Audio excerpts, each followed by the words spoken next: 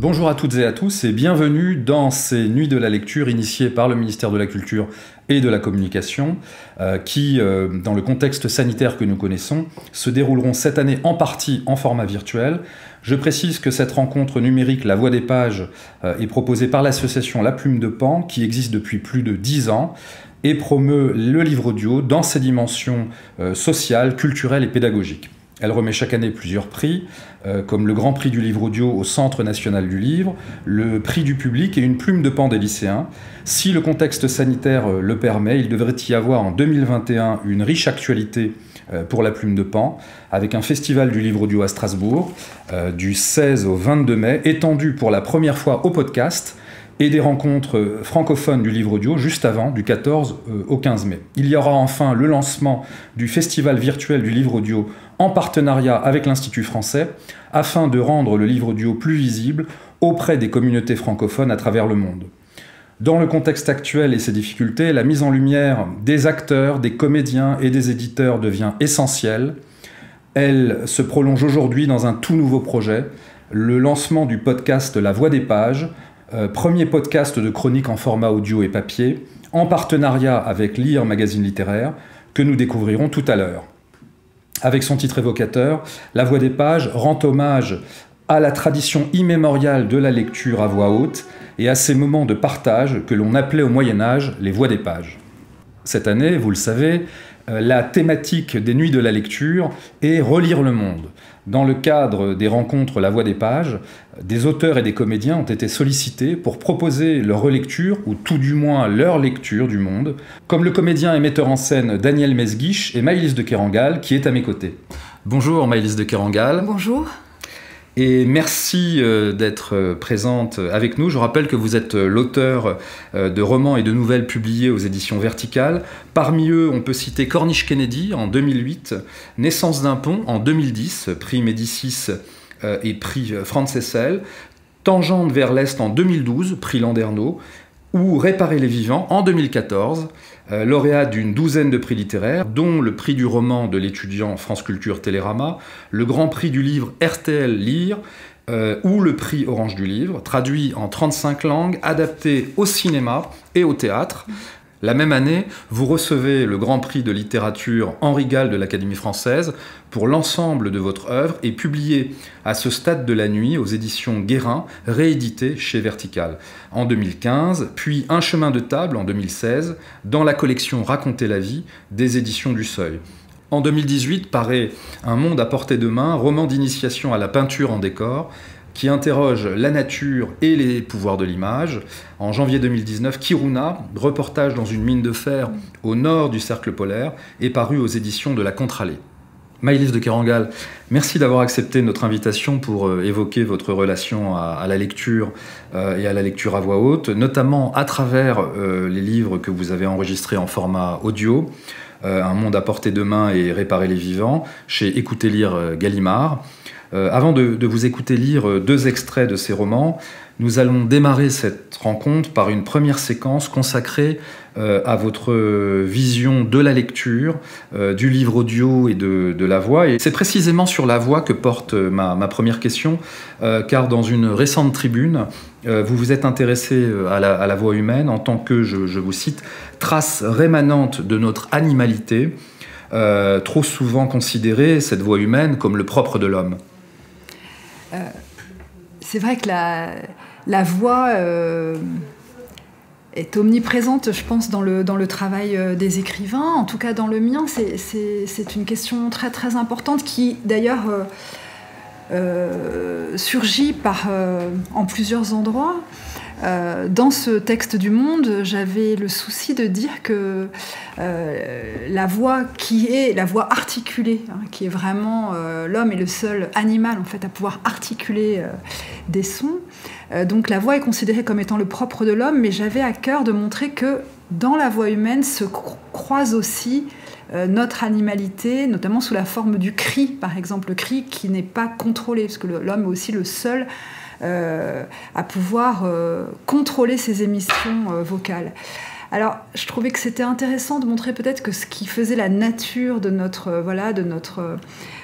existence, de notre présence au monde, comportait aussi des traces d'antan, des traces d'avant. Il y avait cette idée de rémanence, c'est-à-dire que la voix humaine, elle est devenue humaine. Au départ, on était peut-être dans une espèce d'univers vocal, de bruit, de borborigme, de cris.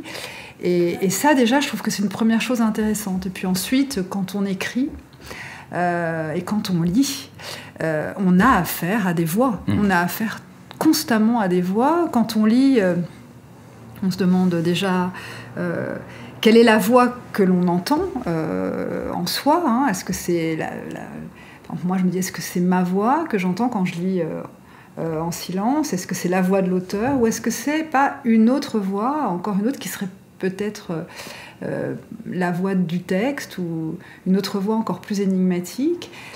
Quand on écrit, on est aussi souvent plein des voix des autres. On n'écrit pas comme si tout tombait du ciel, enfin, ou du néant. On crie dans la rumeur, dans le concert parfois des voix des autres auteurs.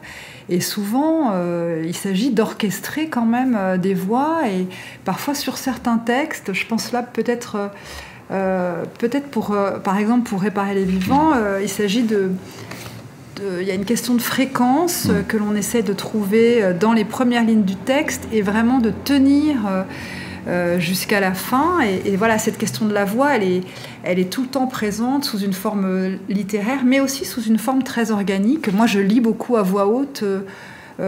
Quand j'écris, je stabilise les textes à voix haute. Donc, pour écrire, j'ai besoin de lire et de lire à voix haute également.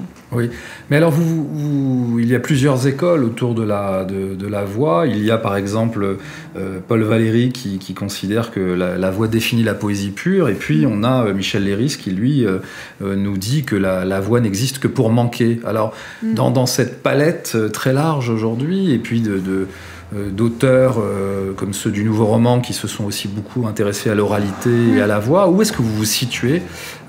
Quelle est votre voix à vous? C'est assez difficile de répondre. Je dirais un peu intuitivement comme ça que je cherche aussi à capter une fréquence au plus près de moi, la fréquence la plus intime possible. En ce sens-là, je suis assez sensible à ce qu'écrit Paul Valéry, c'est-à-dire que la voix, dans son timbre, dans sa tessiture, c'est immédiatement, elle touche peut-être à l'essence même de la parole, même si la voix précède la parole d'une certaine manière. Mais je crois que je suis attachée surtout, comme lectrice déjà, je m'intéresse qu'à des livres où je peux sentir aussi dans les premières pages qu'il y a une voix qui me touche, mais vraiment, c'est-à-dire que ça impose des façons de lire à l'oreille tout le temps, d'être tout le temps, oui, finalement, de lire à l'oreille. Et je dirais, pour répondre à votre question, que peut-être je me situe dans un ensemble d'auteurs pour lesquels la voix est une composante organique de l'écriture. Organique, c'est-à-dire que la voix, c'est immédiatement du corps, ça incarne une émotion, ça incarne une phrase, ça incarne une action. Et que pour moi, cet aspect cette matérialité des voix, le souffle qu'elles induisent, justement le souffle qui soit épique ou alors le souffle de l'émotion, le souffle coupé, pour moi voilà, ça rentre totalement en jeu dans l'écriture. Oui, nous sommes ici autour d'une rencontre organisée dans le cadre des Nuits de la lecture, mais en réalité, il y a plusieurs formes de lecture. Il y a la lecture à la table, il y a la lecture de travail, la lecture intériorisée, et puis il y a cette lecture à voix haute qui aujourd'hui semble avoir pris une place extrêmement importante. Comment vous expliquez l'engouement pour la lecture à voix haute de manière générale, avec beaucoup d'événements organisés? Qu'est-ce qui explique cet engouement? Alors déjà, on pourrait peut-être redire que c'est la lecture à voix haute, il me semble qu'historiquement, elle revient, parce qu'en fait, au départ, il n'existait que cette manière orale de partager des textes. Hein. On pense aux Aèdes et à l'aspect justement oral de la tragédie grecque, mais aussi des grands textes comme l'Odyssée, voilà, qui étaient récités de village en village par des Aèdes. Et puis après, il y a tout ce qui a eu lieu, dans les monastères, si vous voulez, la lecture en chair. Les fameuses voix des pages, justement. Les fameuses voix des pages, la lecture était toujours, si vous voulez, assez proche de la proclamation, hein. C'est-à-dire qu'il s'agissait de se porter au devant d'un public et de rentrer comme ça en contact avec lui. Et finalement, je crois que la lecture intérieure, elle naît peut-être avec l'imprimerie, c'est-à-dire le moment où on peut s'approprier un texte, où justement le texte n'est plus ce point de ralliement du commun, mais induit des formes de pratique beaucoup plus privées. On est davantage en intimité avec l'objet livre avec l'apparition de l'objet imprimé. Et c'est vrai que il se trouve qu'il y a peut-être une vingtaine d'années, j'ai le sentiment que la lecture publique est revenue.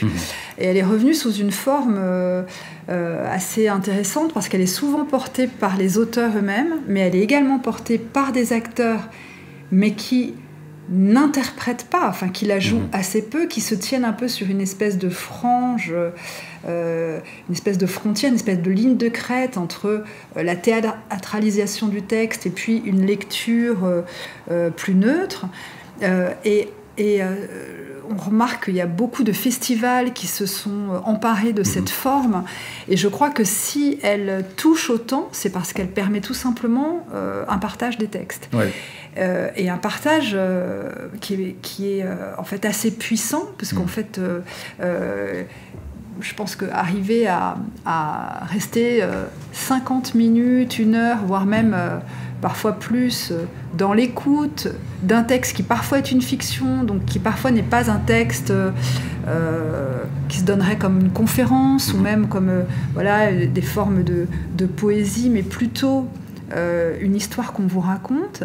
Ça demande des formes de concentration, mais ça induit aussi des présences très fortes, présence des textes, présence des voix.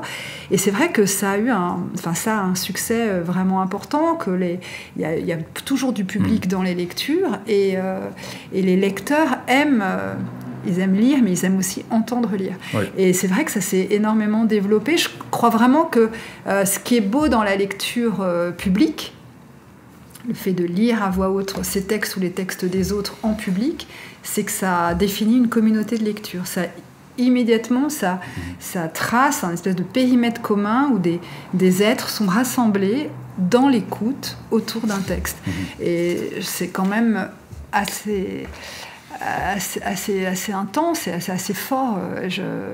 Je pense que c'est une manière de partager les textes qui sont étonnantes. Sinon, on le lit pour soi et puis on peut le raconter à quelqu'un. Mais vous voyez, c'est différent quand même d'être immédiatement dans la matière même du texte et de la lire en direct, hein, avec ce côté en live à un public, à des gens qui se sont assemblés, qui sont venus pour l'entendre.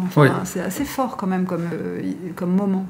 Et je reviens un peu à l'idée de partage que vous avez évoquée. Ce qui est assez frappant dans votre relation à la lecture, c'est le fait aussi que vous multipliez des collaborations qui vous permettent d'aller au fond de ce questionnement autour de la lecture. Je le vois par exemple avec le musée d'Orsay, mais aussi avec l'IMEC, l'Institut Mémoire de l'édition contemporaine, ou avec la chaire d'écrivain en résidence à Sciences Po. À chaque fois, ça pose des questions de transmission, des questions de relecture du monde finalement, qui est aussi un peu une de nos thématiques. Et donc comment ça s'articule dans votre parcours, ces dimensions de lecture, relecture, transmission? Ce qui est intéressant, c'est justement cette histoire de relecture, c'est-à-dire qu'un texte que l'on a écrit et que l'on a lu soit au cours de son travail, à un moment donné, on va le lire en public, mais finalement, on le relit. Et le relisant, on le rejoue. Et il y a différentes manières de le rejouer. Par exemple, et ce sont ces différentes formes qui sont également investies par de nombreux auteurs, de nombreux festivals, via de la musique par exemple. Il y a des lectures qui sont qui s'accordent avec une musique parfois créée pour elle et parfois non. Moi j'ai à plusieurs reprises collaboré avec Cascadeur, qui est un groupe un musicien d'électro. On a fait des concerts avec son groupe et puis on a fait aussi des lectures à deux. Mais il y a aussi effectivement des moments où il y a cette idée d'aller lire en jouant davantage, peut-être en lisant à plusieurs. C'est-à-dire qu'il y a aussi des manières de dilater le texte un peu dans plusieurs voix et de construire comme ça une espèce de polyphonie à partir d'un même texte. Et à chaque fois, c'est une façon, je trouve, quand même de le réentendre, de l'entendre autrement. C'est assez inépuisable. D'ailleurs, un même texte lu par plusieurs acteurs ou auteurs est jamais le même. Enfin, c'est toujours différent. Ce qui est intéressant aussi avec cette question de voix, c'est que précisément, elle induit la question de la relecture. À chaque fois, le texte est relu et à chaque fois, il est rejoué. Et à chaque fois, il est aussi recreusé, redécouvert, redéplié, ressondé. Enfin, il y a une façon d'y revenir qui est assez belle. Par exemple, il y a des nombreuses lectures de Proust qui sont organisées. Et c'est des lectures souvent, évidemment, qui sont collectives, où les lecteurs se passent, justement, se relaient dans le livre. C'est assez magnifique. Et on voit la variation des voix, on voit l'humeur, les intentions, et on voit finalement autant de sensibilité de lecteur que de texte. Et je trouve que c'est-à-dire que la question de la voix et de l'oralité, elle fait immédiatement affleurer elle casse la vérité cadenassée d'un texte pour faire affleurer, je veux dire, sa dissémination sensible, sa fréquence sensible, le fait que justement chacun peut s'en emparer, l'interpréter et lui confier sa sensibilité. Enfin, c'est assez beau, je trouve. C'est riche surtout. Oui. Et relire, c'est relier aussi. Oui, bien sûr. Et je trouve que dans ces moments de transmission, par exemple, les étudiants avec lesquels j'ai travaillé pendant le premier semestre, le dernier semestre, de l'année 2020, ces étudiants, il y a eu des moments quand même de lecture à voix haute. Et ça change tout de dire bon, vous lisez ça et puis on en parle, et puis de dire bon, on arrête tout et on va écouter le texte écrit par un tel ou un tel ou un tel. On l'écoute en silence et on prend le temps de cette écoute pour pouvoir en parler ensuite. Et c'est vrai qu'aussi ça demande un fort engagement. Là, je m'en suis rendu compte beaucoup avec les étudiants. C'est quelque chose que j'avais perçu, mais vous voyez, là, c'était important. C'est l'idée que porter un texte à voix haute, c'est aussi l'incarner, faire face au lecteur. Il y a une façon de le porter, ça induit une prise de confiance. Il faut dépasser parfois la timidité, l'instabilité. Enfin, c'est quelque chose de lire à voix haute un texte que l'on a écrit à d'autres personnes, y compris au sein d'une classe, en fait. C'est pas évident non plus. En tant qu'artiste associé au musée d'Orsay, vous avez abordé une autre dimension de la lecture avec 2 classes de lycée, notamment à travers La liseuse de Fantin Latour et l'exposition L'Art se livre. Donc, oui, qu'on a réalisé ensemble avec les lycéens d'Amiens. Alors, ce qui m'a intéressé, en fait, c'était d'attirer leur attention sur ce que j'ai appelé les peintures de lecture, le lire-peindre, ou le peindre-lire. C'est-à-dire, qu'est-ce que c'est que de représenter dans la peinture l'expérience de la lecture et aussi de l'expérience de la lecture intérieure. Et c'est vrai que c'est ce que nous dit le tableau de Fantin-Latour qui a quand même été le déclencheur de cette idée et de ce travail qu'on a mené ensemble, Orsay, les équipes du musée d'Orsay, les lycéens d'Amiens et leurs enseignants et moi-même. C'est-à-dire qu'on est vraiment parti de ce tableau et on s'est demandé, voilà, qu'est-ce que c'est que de peindre un corps traversé par l'émotion de la lecture, traversé par une autre voie, celle du texte. Et on a essayé de cheminer dans le musée en essayant de repérer d'autres tableaux qui contenaient et qui mettaient en scène, diversement d'ailleurs, des livres, soit comme attributs symboliques, donc par exemple le portrait de Zola par Manet, comme objet de partage, par exemple avec Les Muses de Maurice Denis, et puis encore, voilà, par exemple, pour le redire, Fantin-Latour, mais aussi la lecture de Monet. Il y a réellement un tableau de Manet où un jeune homme lit à l'oreille d'une femme en blanc. Enfin, vous voyez, on a travaillé un peu autour de tout ça. Maëlys, vous allez maintenant nous lire un premier extrait tiré de votre roman « Un monde à portée de main ». Ébloui dès le seuil de l'atelier, le premier jour, entrant dans un local rectangulaire de 15 mètres sur 10, d'une hauteur sous plafond d'environ 5 mètres, sol de ciment et toiture en verrière, l'endroit pourvu d'une coursive courant sur les 4 murs dont on use pour entreposer des centaines de rouleaux et de cartons à dessin, des échantillons, du petit matériel.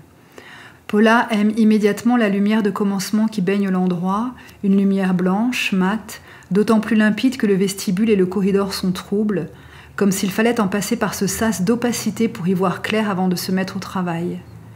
Une vingtaine de châssis mobiles sont placés en épi, elle se faufile vers l'un de ceux du fond, dépose sur un tabouret sa boîte de peinture, enfile sa blouse. Les autres élèves se dispersent dans la salle, elle entend que ça parle anglais à quelques mètres devant, se tient prête, et puis la dame au col roulé noir fait son entrée, petite ici, plus petite que dans le souvenir de Paula, mais occupant immédiatement un important volume d'espace.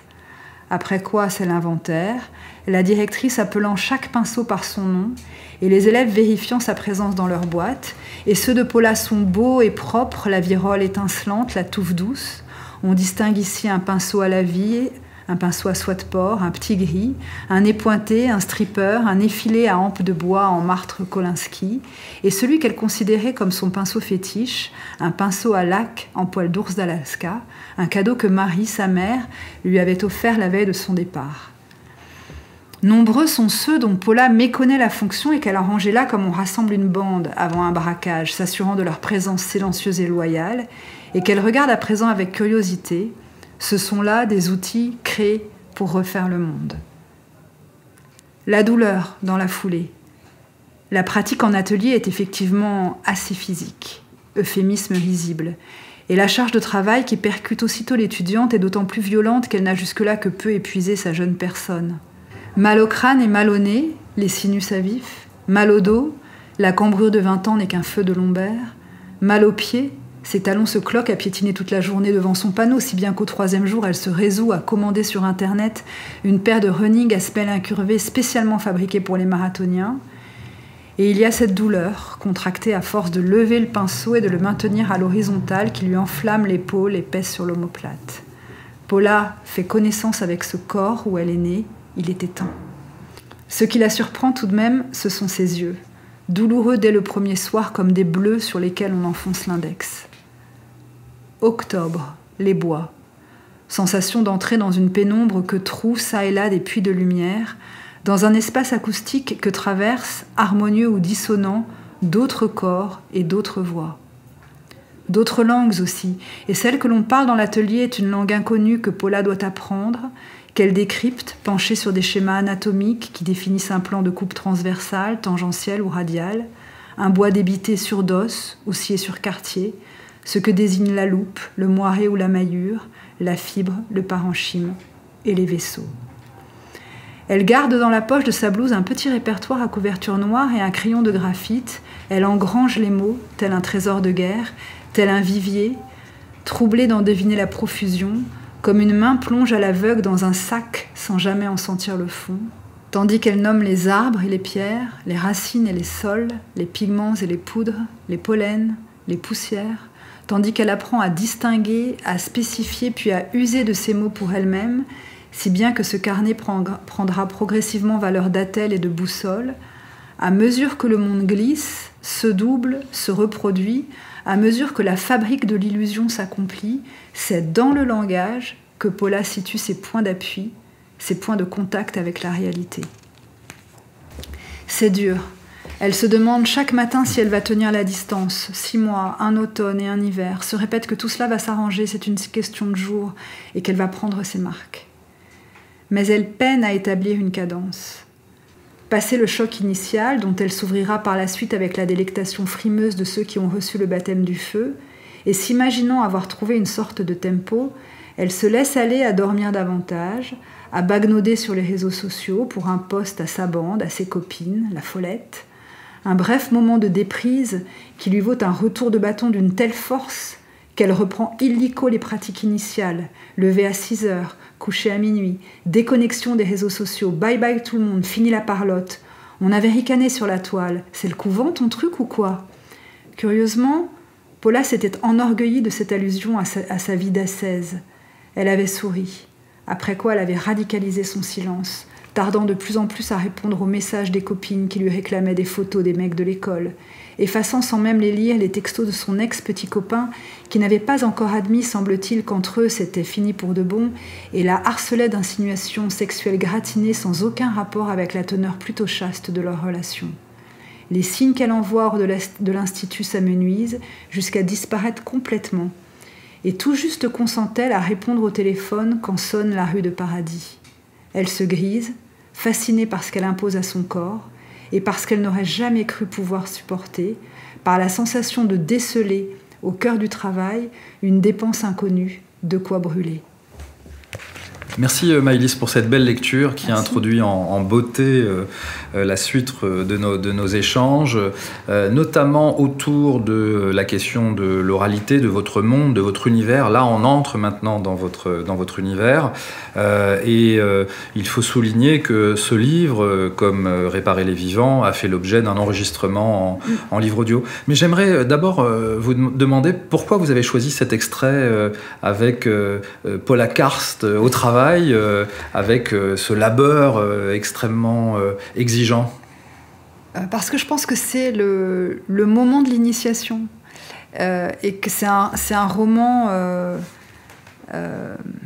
j'allais dire qui modélise vraiment de manière assez explicite la formation, c'est-à-dire c'est vraiment le roman de formation, c'est quelqu'un qui s'initie à une pratique inconnue, à un monde inconnu, à un langage inconnu. C'est pour ça aussi que j'avais choisi de parler de ce moment où elle se repère finalement grâce à ce carnet où elle engrange des mots, c'est-à-dire qu'une pratique nouvelle, c'est aussi un lexique, un vocabulaire.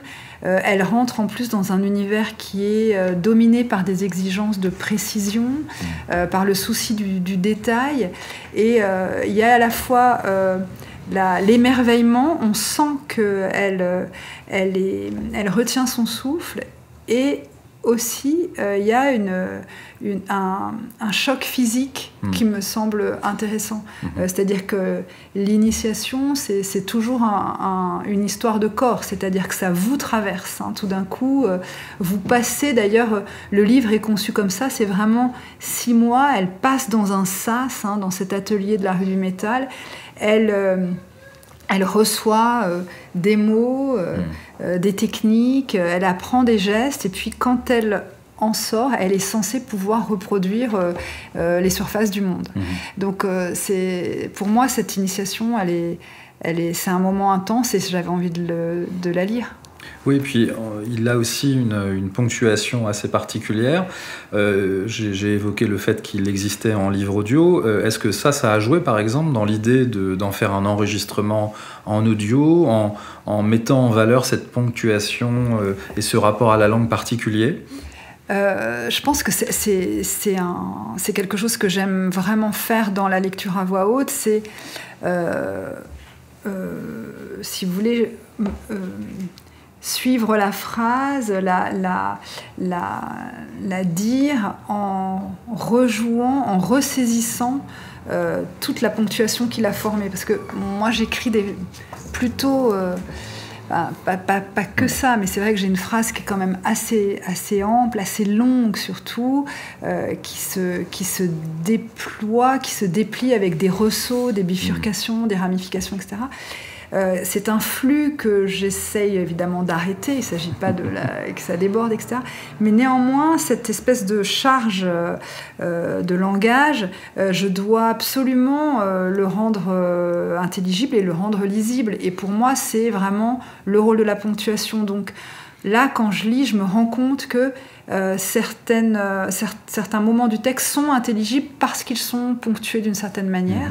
L'importance évidemment de la virgule, mais moi j'utilise aussi beaucoup les incisives, c'est-à-dire l'idée de creuser dans la phrase une autre phrase qui est elle-même une espèce de micro-monde, là, hein. C'est-à-dire que les phrases sont forées de l'intérieur, et du coup je vois bien qu'il peut y avoir une difficulté à se saisir du texte comme ça, et en fait ce qui permet d'ouvrir le texte et de le partager, c'est vraiment de relever la ponctuation, de la relever et de la faire exister. Parce que la ponctuation, il y a une phrase d'Isabelle Sersa qui est magnifique et que j'avais...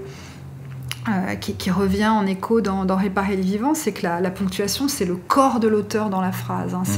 C'est extrêmement fin. C'est sa respiration, c'est là où il reprend son souffle, c'est là où il accélère, c'est là où il veut faire une espèce de virage, où il y a des moments un peu acrobatiques, etc. Et pour moi, c'est cette espèce de décalque physique qui crée mon intimité, enfin qui révèle, enfin en tout cas qui atteste mon intimité. C'est bien moi qui ai écrit cette phrase, par exemple. Ouais.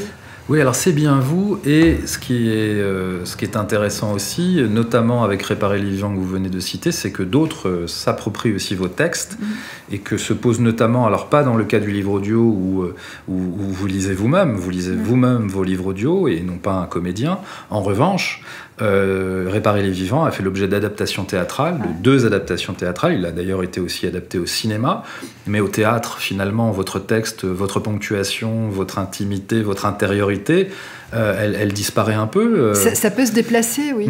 Ce qui est très différent. Quand moi je lis le texte pour écouter lire, d'abord c'est une intégrale, c'est quelque chose que j'aime faire. Pour moi c'est très important que ce soit moi qui le fasse dans cette collection-là. Après je trouve que c'est merveilleux que ce texte puisse inspirer des comédiens, et on parlait tout à l'heure de relire, et qu'ils le rejouent.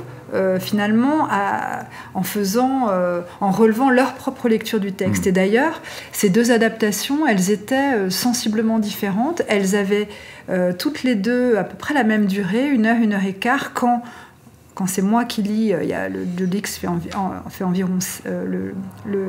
le livre audio dure environ 7 heures. Mais dans 1 heure et quart, il y a donc du montage. Et dans ce montage, il y a évidemment une intention qui est donnée. Il y a une façon de choisir, puis de rapporter, de connecter ensemble des paragraphes. Et j'étais extrêmement étonnée de voir que je ne dis pas que ce n'était pas 2 livres différents, mais on voyait bien que c'était 2 êtres différents qui l'avaient adapté. L'un peut-être était dans un partage justement instaurant une communauté, et finalement il s'avançait vers le public et il racontait une histoire. L'autre étant plus sombre et relevant beaucoup plus peut-être la profondeur tragique de cette histoire, et puis aussi cette espèce de sauvetage intense. Et j'étais extrêmement touchée de ça, et de voir que un même texte traverse des bouches, des langues, des souffles et des corps différents. C'est vraiment cette idée du corps traversé par un texte, et qui peut le faire advenir par sa voix propre. J'ai été vraiment, vraiment touchée de ça. Oui, vous avez parlé de corps, de voix, et là on voit passer le fantôme de Roland Barthes. Alors pour vous, le livre audio, ce serait plutôt le grain de la voix ou le plaisir du texte ? Moi, je pense que évidemment, ça allie les 2, mais moi, je vois bien que je me dirigerais comme auditrice vraiment vers le grain de la voix. Enfin, en tout cas, capter ce grain-là, c'est ce qui me semble être le défi de chaque livre audio, étant donné que c'est le grain d'une voix est quelque chose de si précieux, de si rare et surtout de totalement irréductible à l'être qui parle. Hein. Je disais dans cet article dont vous parliez tout à l'heure dans Le Monde sur voilà, la voix devenue humaine, c'est qu'il y a 7,5 milliards de personnes sur Terre et qu'il y a 7,5 milliards de voix différentes et que la voix fonctionne quasiment comme une empreinte digitale, c'est une signature. Hein, donc, et je trouve ça extrêmement émouvant. Et d'ailleurs, dans les adaptations de Réparer les vivants, la voix d'Emmanuel Noblet et la voix de Vincent Dissèze étaient deux voix extrêmement particulières, deux manières de porter, de poser le souffle et d'étirer les phrases, deux cadences, deux vitesses différentes. Et je trouve que c'est ce qui aussi a fait l'intérêt pour moi et puis la joie de ces adaptations. Oui, et vous évoquez effectivement cette voix humaine dans votre texte. Cette voix humaine, elle revient en force. On n'a jamais autant vu la voix apparaître, que ce soit dans des enceintes connectées, des dispositifs de technologie extrêmement élaborés. Et en fait, tout ça, c'est pour finalement revenir à ce qu'il y a de plus archaïque en nous, c'est-à-dire la voix. C'est assez étonnant, ce paradoxe où finalement la technologie la plus élaborée nous ramène à cette dimension archaïque. Oui, c'est vrai. C'est vrai que les voix... la voix est d'abord, il y a son caractère organique. Hein, c'est un organe avec un fonctionnement voilà, très, très connu, mais assez complexe, assez mystérieux. La voix, donc, voilà, il y a l'idée de ces cordes vocales qui vibrent à toute vitesse parce qu'elles sont traversées par l'air qui émane des poumons. Et puis après, il y a toute la question de la voix articulée, etc. Et alors cette matérialité de la voix, comme vous disiez, ce côté très archaïque, on est à deux doigts parce qu'en fait c'est vraiment parce que le larynx est descendu dans notre gorge au niveau de la 5e vertèbre qu'on peut parler. Hein. Sinon, on serait aussi comme nous aussi, comme les chimpanzés, à émettre plutôt des cris et des borborings. Donc il y a quelque chose d'archaïque et il y a quelque chose de très matériel, de fonctionnel dans la voix. Et pour autant, l'énigme, le mystère, l'espèce de dépôt acoustique que cela inscrit en nous ne cesse d'interroger aussi le temps, la sensibilité. Par exemple, il y a une chose qui est quand même extrêmement émouvante, c'est la voix des personnes qui ont disparu, par exemple, la voix des morts. Finalement, quand on s'intéresse à la voix des personnes que l'on a aimées et quand on essaie de la ressaisir, c'est pour moi toujours une manière de leur conserver une présence. C'est-à-dire, j'ai toujours le sentiment que c'est à partir du moment où la voix de ces personnes aimées s'éteint qu'ils ont totalement disparu. Tant que leur voix subsiste, j'ai le sentiment que leur présence est tangible. Donc cette voix, elle a affaire avec la mémoire, elle a affaire avec l'émotion, et elle a affaire avec le temps. C'est aussi extraordinaire, je trouve. Oui, et puis le livre audio, c'est tout un monde en fait. C'est un auteur qui écrit, comme vous. C'est souvent un comédien qui lit, quand ce n'est pas un auteur qui lit lui-même. C'est un compositeur qui peut apporter une musique. C'est parfois un illustrateur ou un plasticien qui développe une performance. On a un peu le sentiment que le livre audio, c'est une sorte d'écosystème de la création qui se met en branle. Oui, c'est vrai. Vous parliez tout à l'heure justement de l'aspect, de la particularité des voix enregistrées, de toutes ces possibilités extraordinaires que donne vraiment un perfectionnement des techniques. Et on voit combien aujourd'hui la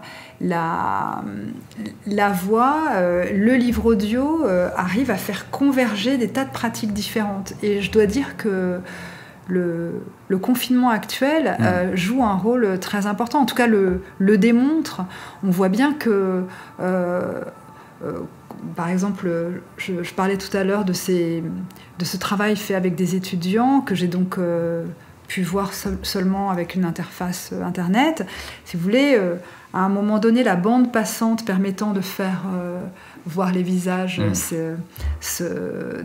n'est pas assez puissante, et c'est donc une mosaïque de voix que j'avais à faire, vous voyez, et c'était effectivement un petit peu, ça prenait des dimensions de performance. Oui, j'aime bien cette idée d'écosystème de la création, ce à quoi conduit l'étude, le travail, mais aussi la création des voix. Ouais. Nous allons maintenant découvrir La Voix des pages, podcast de chronique de livres en format audio et papier. Et vous allez donc découvrir cette chronique de 3 minutes. Je vous dis à très bientôt.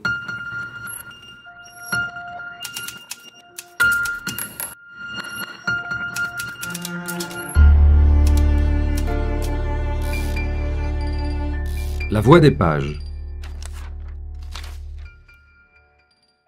Un monde à portée de main de Maëlys de Kerangal, lu par l'auteur, chez Écoutez Lire Gallimard. Maëlys de Kerangal fait partie d'un club plutôt restreint, celui des auteurs qui lisent leurs propres textes, non seulement pour eux-mêmes, mais pour les autres. Pour ces écrivains pratiquant la lecture à haute voix, le résultat n'est pas toujours au rendez-vous. Dans le cas de Maëlys de Kerangal, cette démarche semble à chaque fois résulter d'un processus au long cours et de questionnements réitérés autour de la voix, de l'écoute ou du rythme de la phrase. Dans ses lectures, cela s'entend. Avec Un monde à portée de main, elle prête sa voix à un roman d'apprentissage où elle évoque aussi bien l'initiation à l'art, à la vie qu'à l'amour. Nous y suivons Paula Karst, qui étudie à l'Institut de peinture de Bruxelles afin de devenir peintre en décor et d'apprendre cet art de l'illusion. Dans sa lecture, Maëlys de Kerangal rend hommage à une certaine pratique du trompe-l'œil, à travers les travaux de son héroïne, qu'il s'agisse du ciel d'une chambre d'enfant, d'un décor de cinéma pour Cinecittà ou encore d'un fac-similé de Lascaux. Ce dernier chantier sera pour elle à l'origine d'une véritable révélation, épiphanie artistique comme amoureuse. Le décor une fois créé et campé par l'auteur, les personnages peuvent y évoluer librement. Paula y croise le chemin de 2 condisciples, Jonas et Kate, avec lesquels se noue une amitié durable.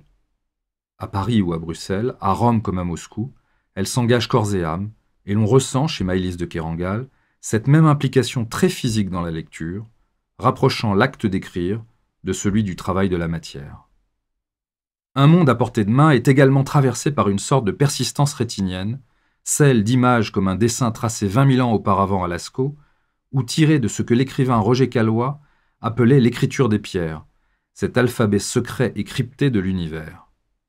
Un monde à portée de main est un roman géologique, tellurique, dont chaque strate restitue l'épaisseur du temps.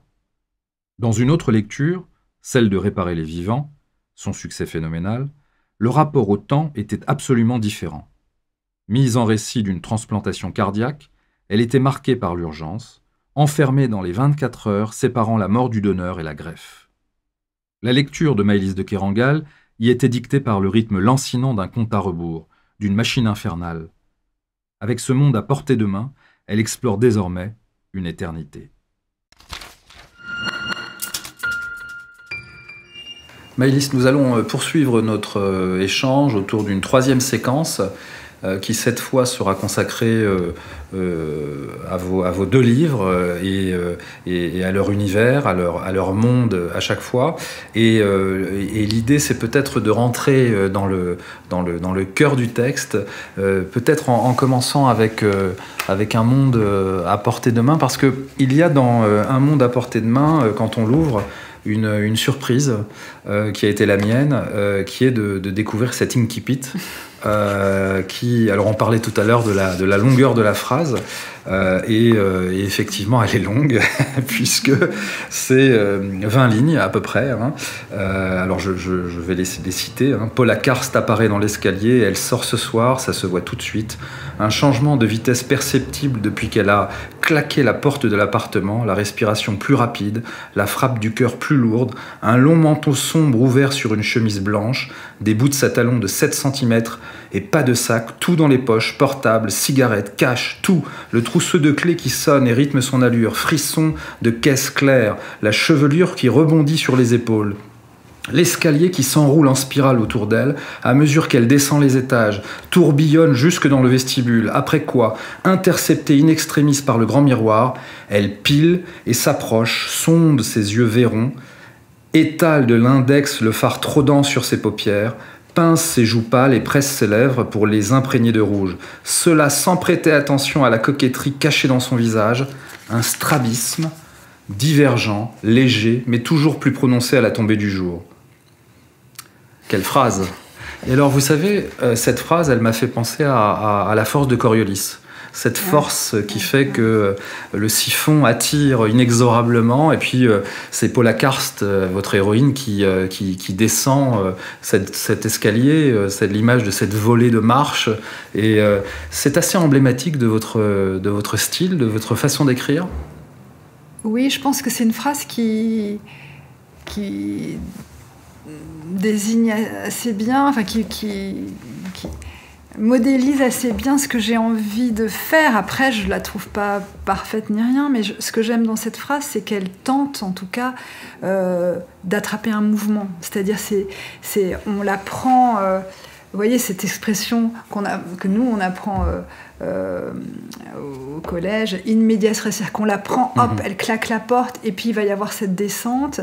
C'est une descente où tout son corps bouge, et finalement, le décor autour d'elle, cet escalier semble également s'enrouler autour d'elle comme une espèce de spirale. Donc il y a une espèce de mouvement qui je trouve assez beau, et surtout qui correspond en fait à ce qui va se passer dans le livre. C'est pour ça que pour moi c'est une phrase qui touche à ce que j'ai envie d'écrire.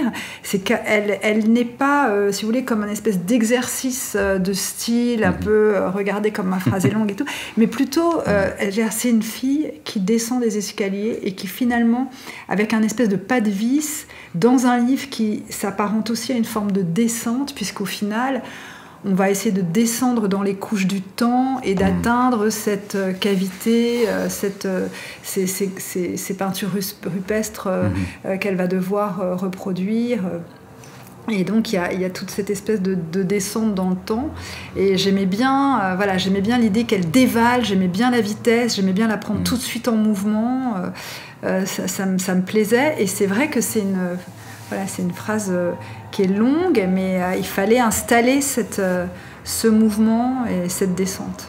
Oui, cette descente et puis cette entrée aussi dans un univers. Et c'est drôle, elle m'a fait penser à une exposition au Centre Pompidou consacrée à la préhistoire l'an dernier. Ouais. Je ne sais pas si vous l'aviez vu. Ouais. Et on entrait dans une sorte finalement de boyau. Enfin, moi, je l'ai imaginé comme ça, comme un spéléologue qui entrerait, et on voyait ce crâne de Cro-Magnon. Exact. Et juste en face, on avait Paul Klee avec le temps. Et chez vous, c'est ça aussi. Chez vous, il y a le temps qui se télescope effectivement à ces strates telluriques, géologiques. Et j'ai pensé à cette exposition et notamment aussi à sa fin, c'est-à-dire à cette œuvre finale qui était la structure de temps de Giuseppe Pennone. Ouais. Et je trouve que dans votre livre, on aborde effectivement cette question du temps. On le verra peut-être différemment que dans Réparer les vivants. Et j'ai pensé aussi à cette formule magnifique de Nietzsche qui parle effectivement de la beauté comme une flèche lente. Et je trouve qu'on pourrait dire qu'un monde à portée de main, c'est un peu la flèche lente du temps. Oui, c'est vrai que c'est vraiment le premier livre où j'ai eu envie de sonder, enfin vraiment une descente dans le temps. Il est beaucoup question de géologie, des marbres, de la composition du sol, de la lente stratification des territoires, des terrains où nous évoluons. Elle, c'est cela qu'elle doit repeindre, qu'elle doit reproduire. Pour les produire, il faut qu'elle les connaisse. Et il y avait l'idée qu'elle pourrait découvrir justement ces espèces de cavités sous la surface du monde, ces cavités conçus comme des trésors, envisagés comme des chambres, peut-être celles des pharaons d'Égypte, ces chambres funéraires pleines de trésors, pleines de cadeaux. Et c'est vrai que il y a cette idée du temps sous un plan stratigraphique, j'allais dire archéologique, et j'ai considéré que l'écriture était alors comme un espèce d'outil archéologique, c'est-à-dire que réellement la phrase sert à descendre, à rentrer dans la matière et à aller la cueillir, à aller moissonner finalement des grains, des éclats, etc. Et c'était pas un geste que j'avais eu vraiment auparavant de la mémoire. C'est-à-dire que c'est un livre où j'essaie d'approcher la question de la mémoire. Parce que, voilà, il est question de dépôt, de tout ce qui se dépose, de tout ce qui se dépose en nous, de tout ce qui se dépose autour de nous. Le monde, voilà, est le monde dans lequel on vit fait affleurer des durées multiples. Nous sommes conduits par des durées multiples. Des choses de notre enfance peuvent revenir à l'instant, dans un instant, à l'instant présent. Le temps est parfois souvent en effraction. Il suffit qu'on pense à quelque chose du passé, ou alors que l'on projette quelque chose dans le futur pour que qu'il y ait des failles qui s'opèrent. Et j'avais envie de parler de ça. Ce qui m'a beaucoup conduit, et c'est aussi quelque chose de très vocal dans ce livre, c'est le concept, c'est un mot peut-être un peu philosophique, je dirais pas, parce que je l'ai pas forcément saisi sur un plan philosophique, mais cette idée de la résonance. Voilà. Ce qui m'a attiré, c'est l'idée de la résonance, c'est-à-dire comment finalement on établit une résonance dans un texte. Et cette résonance, c'est finalement, pour moi, la fréquence qui devrait se déposer dans l'esprit du lecteur une fois qu'il a refermé les pages du livre. La résonance d'un livre, il y a des livres qui sont sans résonance, il y a des livres qui ont des résonances beaucoup trop multiples et très brouillées, et puis il y en a d'autres qui instaurent une forme de résonance, on ferme les pages et on en a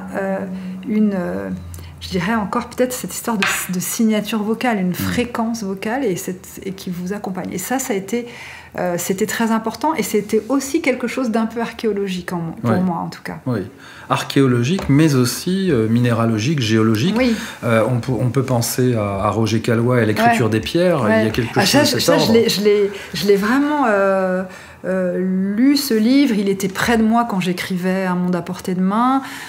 Une pierre de la collection de Roger Caillois est sur la couverture de l'édition de Vertical. De même que cette exposition à Beaubourg, j'ai regretté qu'elle ait eu lieu après l'écriture du livre, mais pour autant je me suis totalement imprégnée voyez, de ces matériaux-là. C'est-à-dire que moi j'écris, il y a une part de documentation dans mon travail. Cette documentation, elle ne m'intéresse pas pour elle-même, elle m'intéresse dans la mesure où elle me permet de mettre des choses en rapport, de lever des liens entre différents éléments, de faire des rapprochements, de me faire penser, vous voyez, et de peut-être d'arriver à établir cette forme de résonance. On évoquait tout à l'heure la flèche lente du temps, mais ce qui est intéressant avec Réparer les vivants, c'est que c'est une autre temporalité, puisque c'est évidemment celle de la temporalité du rapport au temps lié à une transplantation cardiaque, et donc aux 24 heures qui séparent la mort du donneur de la greffe. Donc là, on est dans un compte à rebours, dans une forme d'urgence. On n'est plus du tout dans ces strates géologiques et le temps long, on est dans l'urgence. Ouais. Ce qui est plus peut-être géologique, c'est le rapport au surf et à l'érosion, etc. Mais sinon, vous avez raison, c'est un livre plutôt sur qui tente de capter une temporalité très dure, extrêmement comprimée, compressée. Il y a un écrasement du temps. Déjà, il y a un système d'annonce traité un peu comme une forme de liturgie, c'est-à-dire A passe à B qui passe à C. Bon, à un moment donné, il faut annoncer que l'enfant, que ce jeune homme, l'enfant de ce couple ne survivra pas. Et si vous voulez, il y a une espèce d'entonnoir avec un temps qui s'intensifie et qui se compresse. Et j'ai aimé travailler un livre qui se passe en 24 heures et qui radicalise comme ça la question de la temporalité. Parce que là, pour le coup, on part assez vite de l'idée qu'un cœur explanté d'un corps est viable pour 5 heures, 5-6 heures avant d'être réimplanté. Donc il y a réellement une question d'urgence. Oui. Une question d'urgence et puis une question centrale dans le livre, et finalement ça pourrait aussi évoquer un lien avec la parole. Moi j'ai pensé un peu à cette idée du don de parole. Alors c'est pas une histoire de don de parole, mais c'est une histoire plutôt de don d'organes. Et en fait c'est assez intéressant de le voir dans votre lecture, parce que finalement ce roman c'est aussi le roman du don et du contre-don, c'est aussi le roman du potlatch. Vous-même, en lisant vos propres livres, vous êtes dans une sorte de potlatch offert à vos lecteurs, qui crée d'ailleurs une obligation, une réciprocité, mais on est vraiment dans quelque chose de l'ordre du don. Oui, c'est un livre qui tournait complètement autour de cette question-là, parce que, en fait, si vous voulez, pour le coup, c'est aussi une histoire, le don d'organes, qui déstabilise complètement cette question du don telle qu'elle a pu être pensée justement par Marcel Mauss. C'est-à-dire il y a pas vraiment de contre-don, c'est totalement anonyme, c'est gratuit, c'est anonyme, et il y a cette idée qu'on ne pourra pas remercier les donneurs, et c'est aussi quelque chose que auquel les familles doivent faire face.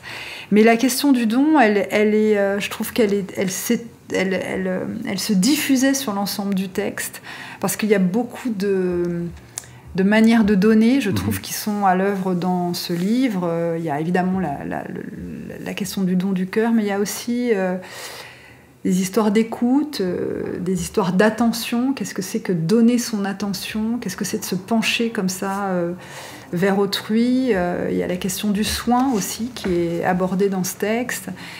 Et puis la manière dont les familles se transmettent des choses. Il y a un surf qui est donné à ce garçon par son père et qui n'est pas étranger à cette passion qui le fait partir un matin et finalement au retour de cette session, c'est là qu'il trouvera la mort. Mais donc il y a des systèmes de dons, de réciprocité, et pour moi je l'avais vraiment.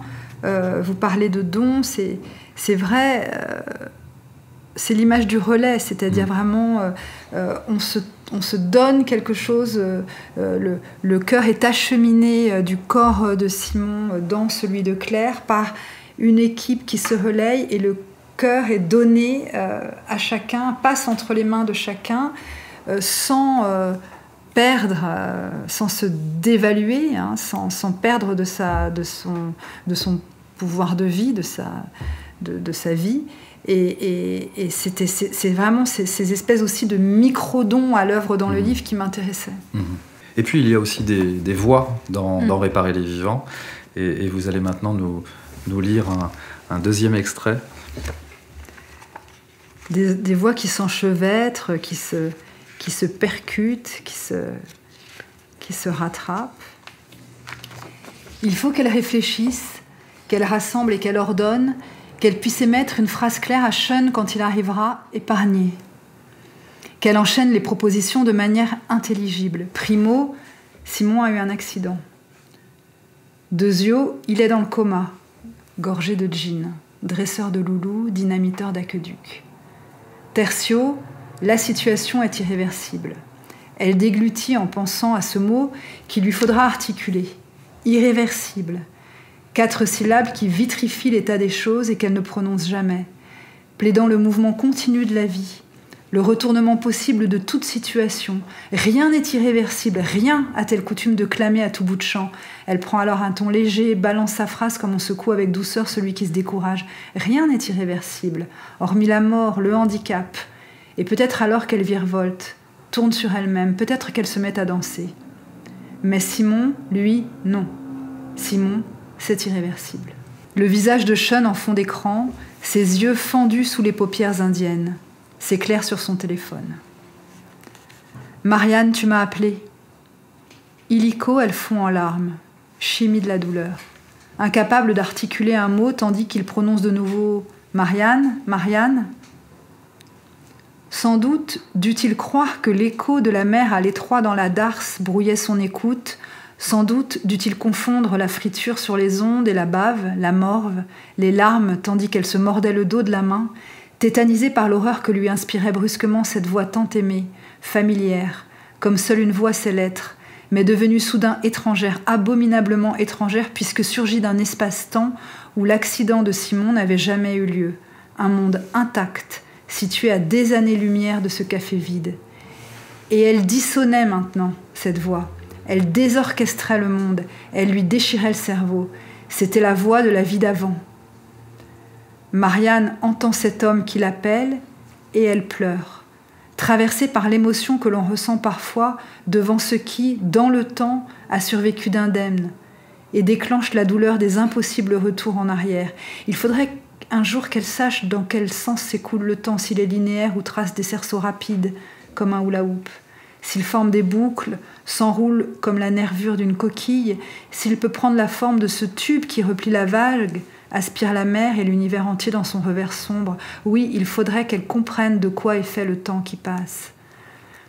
Marianne serre son téléphone dans sa main, peur de parler, peur de détruire la voix de Sean, peur qu'il ne lui soit plus jamais donné de la réentendre telle qu'elle est, qu'il ne lui soit plus jamais donné de faire l'expérience de ce temps disparu où Simon n'était pas dans une situation irréversible, quand elle sait pourtant qu'elle doit mettre fin à l'anachronisme de cette voix pour la réimplanter là, dans le présent du drame. Elle sait qu'elle doit le faire, et quand elle réussit enfin à s'exprimer, elle n'est ni concrète, ni précise, mais incohérente, si bien que perdant son calme, puisque gagné par l'effroi lui aussi, quelque chose s'était produit, quelque chose de grave, Sean commence à la questionner, excédé. Mais c'est Simon? Quoi Simon? Quoi le surf? Où ça un accident? Dans la texture sonore se découpe son visage, aussi précis que sur la photo du fond d'écran. Elle s'imagine qu'il pourrait déduire la noyade, elle se corrige. Les monosyllabes deviennent des phrases qui peu à peu s'organisent et forment sens. Bientôt, elle balance tout ce qu'elle sait dans l'ordre, fermant les yeux et posant l'appareil à plat sur son sternum au son du cri de Sean. Puis, reprenant ses esprits, elle lui précise à toute allure que, oui, le pronostic vital de Simon est engagé, qu'il est dans le coma, mais qu'il est vivant. Et Sean, défiguré à son tour, défiguré comme elle, répond « J'arrive, je suis là dans 2 minutes, où es-tu » Et sa voix est transfuge maintenant. Elle a rejoint Marianne, elle a transpercé la membrane qui sépare les heureux des damnés. Attends-moi. Maëlys, merci pour cette dernière lecture consacrée à Réparer les vivants, qui nous permet de revenir finalement au début de notre échange et à la voix, au commencement était la voix. Et on peut aussi penser à Nathalie Sarraute qui disait « J'entends davantage les mots que je ne les vois écrits ». Et elle pratiquait une écriture à voix haute finalement, une sorte de réincarnation de l'oral dans l'écrit. Et finalement, on retrouve cette voix. Donc merci beaucoup pour nos échanges et ces 2 lectures d'Un monde à portée de main et de Réparer les vivants, qui sont tous les 2 disponibles aux éditions Verticales et en folio, mais également chez Écoutez Lire en format audio. Et puis, il ne me reste plus maintenant qu'à vous donner rendez-vous pour nos prochaines rencontres de La Voix des Pages, et je vous dis donc à très bientôt.